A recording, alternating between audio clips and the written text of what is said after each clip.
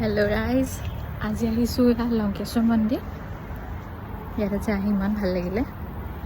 Class start হোৱাৰ দিনৰ পৰা আহিম আহিম ভাবি আছিলোঁ, বাট আজি ফাইনেলি আহিলোঁ। ইয়াতে শিৱ মন্দিৰ, হনুমান মন্দিৰ, শনি মন্দিৰ আৰু গণেশ মন্দিৰ একেলগে আছে। ভাল লাগিলে, পূজা কৰিলোঁ, চাকি দিলোঁ, সেৱা কৰিলোঁ আৰু এতিয়া আমি গৈ আছোঁ। ভিডিঅ'টো চাই থাকিব লাষ্টলৈ। ওম নমঃ শিৱায়।